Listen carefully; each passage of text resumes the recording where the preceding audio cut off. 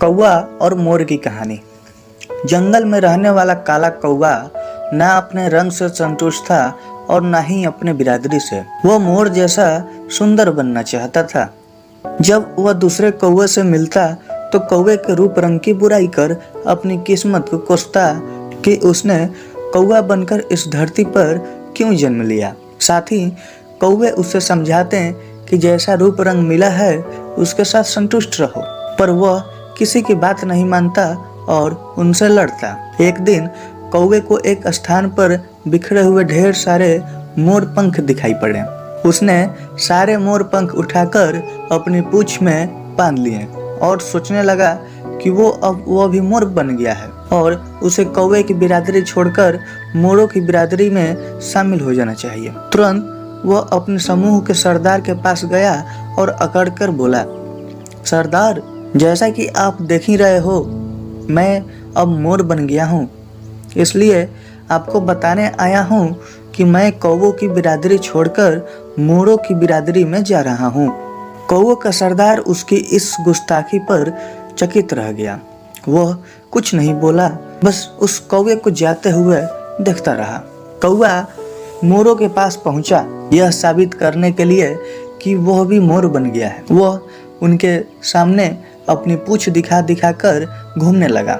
उसकी सोच थी कि वह मोरों से भी सुंदर दिखाई दे रहा है, इसलिए उसे देख मोर उसे अपनी बिरादरी में शामिल होने जरूर बुलाएंगे। मोरों ने जब उसे मोर पंख अपनी पूंछ में बांधकर घूमते हुए देखा तो उस पर खूब हंसे। फिर उन्होंने सोचा कि आज इस कौवे का मोर बनने का भूत उतारते हैं। उसके बाद उन्होंने मिलकर कौवे की बहुत धुनाई की। कौवा जान बचाकर भागा और अपने समूह के सरदार के पास पहुंचा। वह उनसे बोला, सरदार, मोरों ने मुझे बहुत मारा, अब मैं उनके बीच कभी नहीं जाऊंगा, मैं यहीं अपना बिरादरी में रहूंगा। कौवे के सरदार को उसकी अकड़ याद थी।